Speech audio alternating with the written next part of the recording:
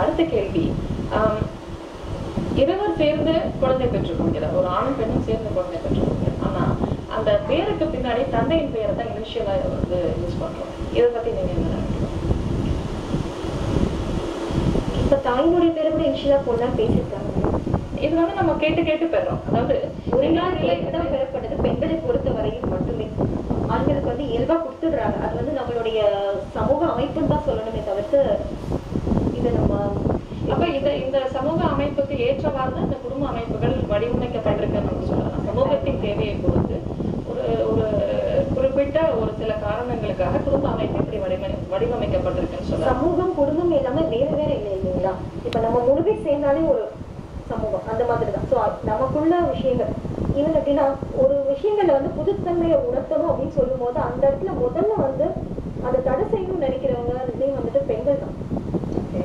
கண்டிப்பா அதுலயும் நம்ம தான் வந்து நமக்கு நாமே தான் எதிரிகளா இருந்துக்கிறோம், நம்மளே தான் தோழிகளாகவும் இருக்கும். இது நம்ம வாயில சொல்ல வச்சதுதான் இந்த சமூகத்தினுடைய வெற்றின்னு நான் கருதுறேன். ஏன்னா இந்த அமைப்புல இருந்துதான் இங்க எல்லாரும் கத்துக்கிட்டு வராங்க. அதுல இருந்து அவங்க வந்து அவங்களுடைய சிந்தனைகளை வளர்த்துக்கிறாங்க. சரி, இதனால அடுத்த கேள்விக்கு போவோம்.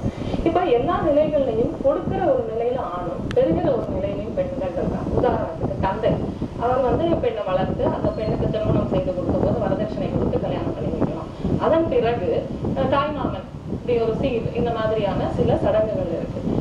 இதுல வந்து மறைமுகமாக நம்ம பார்க்கிறது, ஆண் பொருளீட்டுபவன் அவன் கொடுக்கும் நிலையில இருக்கிறான், பெரும் நிலையில் பெண்கள் இருக்கிறாள் அப்படிங்கிறது வந்து இந்த மாதிரி குடுக்கல் வாங்கல் நிலை இருக்கிற வரைக்கும் பெண்களுக்கு எந்த வகையான சமத்துவம் சாத்தியம்? நிச்சயமா சமத்துவம் கிடைக்காது.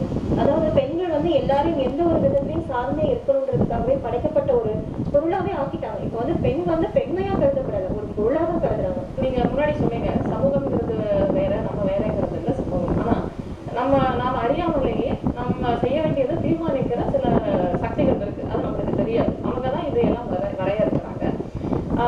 அப்ப அந்த மாதிரியான சக்திகள்ல வந்து குறிப்பிட்டு நம்ம பேசணும், விளம்பரங்களை பேசணும். விளம்பரங்கள்ல பெண்கள் சித்தரிக்கப்படுறதை பத்தி நீங்க என்ன நினைக்கிறீங்க? இப்போதே விளம்பரங்கள் கண்டிப்பா வந்து குடும்பத்தோட, அதாவது சினிமா படங்கள்னா குடும்பத்தோட பார்க்க முடியாம போச்சுங்க. இப்ப விளம்பரங்கள் கூட குடும்பத்தோட உட்காந்து பார்க்க முடியாது. அந்த குடும்ப பெண்ணுக்குன்னு ஒரு கடமை அப்படின்னு ஒண்ணு சித்தரிக்கிறாங்க இல்லையா? அதுல வந்து பாத்தீங்கன்னா உடை முதற்கொண்டு, ஒரு குடும்ப பெண் உடை முதற்கொண்டு அவள் ஒரு பெரிய ஒரு பொட்டு வைத்தவளாக, நீல முடி வைத்தவளாக, ஒரு புடவை கட்டிக்கொண்டு, இப்படி ஒரு சில சித்தரிப்புகள் இருக்கு இல்லையா? அவள் உடையிலிருந்து அவளுடைய பண்பிலிருந்து வகுக்கப்படுது. இது வந்து புத்தகங்கள்ல, ஊடகங்கள்ல இன்னும் நிறைய பாக்குறோம். அது மாதிரி உங்களுக்கு ஏதாவது சித்தரிப்பு நினைவுக்கு வருது? அதாவது ஒரு ஆபீஸ்க்கு போற பொண்ணு அப்படின்னு சொல்லி பார்த்தோம்னா டிவிலேயே காட்டுறாங்க, ரொம்ப டிசைனர் சாரீஸ் கட்டிக்கிறது, ரொம்ப ஹேர் ஸ்டைல் பண்ணிக்கிறது, அதுக்கு மேட்சா தலையில இருந்து உள்ளங்கால் வரைய நகைகள் போட்டுக்கிறது, அந்த மாதிரி உடையதான் காட்டுறாங்க. ஆனா உண்மை என்னவோ அதை வந்து தொலைக்காட்சியில் வந்து வெளிக்கொண்டு வரது கிடையாது. உண்மையிலேயே வந்து பெண்கள் தொலைக்காட்சியில நடக்கிற மாதிரிதான் இருக்கிறாங்களா அப்படின்னு சொன்னா அதுவும் கிடையாதுன்னு சொல்ல உண்மைதான். அப்ப படித்த பெண்களுக்கு என்று ஒரு சித்தரிப்பு, குடும்ப பெண்களுக்கு என்ற ஒரு சித்தரிப்பு, குறிப்பாக குடும்ப பெண்களுக்கு இவங்க நிறைய கடமைகளை வகுக்கிறாங்க. இப்போ அடுத்தது குடும்பம் சுதந்திரமானதாங்கிறதுலயே வந்து பாத்தீங்கன்னா குடும்ப அமைப்பு பாதுகாப்பை தருகிறதா பெண்களுக்குன்னு ஒரு ஆஸ்பெக்ட் நம்ம பேசணும். நம்ம டொமஸ்டிக் வயலன்ஸ் சொல்லணும். கணவர் மிக கொடுமைப்படுத்துறது, அடிக்கிறது, உதைக்கிறது, இது மாதிரியான சில விஷயங்கள் இருக்கு. அப்ப இவ்வளவு கொடுமைகள் இந்த குடும்ப அமைப்புல இருக்கும்போது திரும்ப சுதந்திரம் பற்றிய கேள்வி எழுது. இந்த வன்முறை, குடும்ப வன்முறை பத்தி நீங்க என்ன நினைக்கிறீங்க? கண்டிப்பா வன்முறை வந்து தவிர்க்கப்பட வேண்டிய ஒரு விஷயம். நிறைய பெண்கள் வந்து அந்த மாதிரியான விஷயங்கள்ல மாட்டிட்டு போயிட்டு, அதாவது எப்படின்னா ஒரு சின்ன கடிதம் எழுதுனா கூட ஐயோ என் கணவர் பாத்துருவாரோன்னு பயந்துட்டு எழுதுற பெண்கள் இன்னைக்கு அதிகம். நம்ம சொல்றோம் நாங்க வெளியில வந்துட்டோம், நாங்க மீடியா முன்னாடி பேசிட்டு இருக்கோம், நாங்க செய்யறோம் அப்படின்ட்டு, அதாவது எல்லாருடைய குடும்ப அமைப்பும் வந்து அதுக்கு வந்து ஒத்துக்கிறது கிடையாது. அதுதான் ஒரு விஷயம். இன்னைக்கு நான் வந்து உட்காந்துருக்கேன்னா என் கணவரை அனுப்பி வைக்கிறாரு. அதே மாதிரி எத்தனை பெண்கள் வந்து முன்னாடி வரணும் அப்படின்னு சொல்லிட்டு எத்தனை கணவன் நினைக்கிறாங்க. நிறைய பெண்கள் வந்து வேலைக்கு போகக்கூடிய பெண்கள் பற்றிய கருத்தை கூட இங்க வந்து ஒரு பாலியல் ரீதியான ஒரு தவறான ஒரு அடையாளத்தை ஏற்படுத்தக்கூடிய ஒரு நிலையில தான் இன்னைக்கு இருக்கு இல்லையா? ஒரு குறிப்பிட்ட நாள்ல ஹேண்ட்பேக் மாட்டினா அந்த பொண்ணு ஒரு மாதிரி, லிப்ஸ்டிக் போட்டா ஒரு மாதிரி, இத மாதிரி. இது வந்து இன்னொரு உண்மையான ஒரு கருத்து வந்து நான் சொல்றேங்க. உண்மையிலேயே வந்து இந்த மாதிரியான வார்த்தைகள் வந்து நம்மள மாதிரி பெண்கள் வாயினாலதான் வருது. அதுதான் எனக்கு ரொம்ப வந்து வருத்தம். வருத்தமா இருக்கு. இல்ல அந்த பெண்களுக்கு ஏன் இப்படி வருது அப்படிங்கிறதுக்கான சமூக காரணிகளை நம்ம பேசலாம். குடும்ப அமைப்புல இருக்கக்கூடியவர்கள், அது ஆணாக இருந்தாலும் சரி பெண்ணாக இருந்தாலும், குறிப்பாக பெண்கள் சுற்றி இருக்கக்கூடிய அநீதிகளை தட்டி கேட்க முடியாத அளவுக்கு அவங்கள இந்த குடும்ப அமைப்பு வந்து பிணைத்து வச்சிருக்கு. பக்கத்து வீட்லயே வந்து ஒரு பெண்ணை அடித்தா கூட நம்ம போய் கேட்க மாட்டோம், ஏன் உனக்கு அடுத்த வம்புல நீ ஏன் தலையிடுற அப்படின்னு சொல்லுவாங்க. இதன் காரணங்களாலேயே பெண்கள் வந்து வெளி உலகுக்கு அல்லது அரசியல் தளத்துக்கு பொது சேவைக்கு வர முடியாம இருக்கு. அது மாதிரி நீங்க ஏதாவது கேள்விப்பட்டிருக்கீங்களா?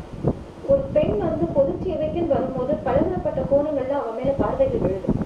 எக்ஸாம்பிளுக்கு எங்க தெருவுல நடந்த ஒரு விஷயம் என்னன்னா, ஒரு சின்ன தண்ணி போட்டு நிறைய பேர் பசங்க இதை பண்ணிட்டு இருந்தாங்க. நாங்க எங்க ஏரியா இன்ஸ்பெக்டருக்கு கால் பண்ணி பேசுவோம். மறுநாள் வந்து எங்க வீட்டுல உள்ளவங்க எல்லாம் ஏன் பேசுனா, உனக்கு 2 குழந்தைங்க இருக்காங்க, நீ இந்த மாதிரிலாம் பண்ணலாமா? ஸோ நான் தைரியமா வெளியில வந்து எல்லாத்தையும் எதிர்த்து பண்ணணும் வந்தா கூட என்னை வந்து அடக்கி வைக்கிறதுக்கு தான் நம்ம உறவுகள் வந்து முயல்றாங்க. இதுக்கு வந்து பயம் ஒண்ணு, சுயநலம் ஒண்ணு. இது 2 தான். சுயநலம்ங்கிறது சரியான வார்த்தை. குடும்ப அமைப்புகள் நமக்கு சுயநலத்தை மட்டுமே கற்றுத்தருகிறது. இப்போ அடிமை முறையை ஒழிக்கணும் அப்படின்னு சொல்லி நம்ம நிறைய குரல்கள் எழுப்புறோம். ஆனா குடும்ப அமைப்புல வந்து பாத்தீங்கன்னா தெரிந்தோ தெரியாமலோ அடிமை முறைகள் இருக்கு. குறிப்பாக இருவர் வேலைக்கு செல்லும் போது நம்மளுக்கு வீட்டு பணி செய்வதற்கு ஆட்கள் தேவைப்படுறாங்க. அப்ப அங்க வந்து அந்த பணி செய்பவர்கள் ஒரு குறிப்பிட்ட ஒரு சாதி பின்னணியில தான் இருப்பாங்க. ஏன்னா அவங்க பொருளாதார ரீதியா வளர்ந்துருக்க மாட்டாங்க. அப்போ குடும்ப அமைப்பு ஒரு வகையில வந்து சாதிய அமைப்பை அப்படியே தக்க வச்சுக்குது அப்படின்னு எனக்கு ஒரு பார்வை இருக்கு. நீங்க என்ன நினைக்கிறீங்க? நீங்க சொல்றதும் சரின்னு தான் படுது. அதாவது இப்போ ஒரு குடும்பத்துல வந்து 2 பேர் ஆண் பெண் 2 பேர் வேலைக்கு போறாங்க அப்படின்னு சொல்லும் போது ஒரு வேலைக்காரங்களை நம்ம பாக்குறோம். அவங்க வேலைக்காரங்களை எப்படி பார்ப்பாங்கன்னா, அவங்களோட ஸ்டேட்டஸ்க்கு பார்த்தோம்னா அவங்களுக்கு அது ஒரு தலைகுறவா கூட நினைப்பாங்க. சில பேர் வந்து நிறைய பேர் வந்து வேலைக்கு போறவங்களை வேலைக்கு வெளியாளுகளை வச்சுக்கிறதுக்கு இது பண்ணிட்டே வந்து தன்னோட பெற்றோர்களே கூட்டிட்டு வந்து வச்சுக்கிற ஆளுங்களும் இன்னைக்கு நிறைய பேர் இருக்கத்தான் செய்யுது.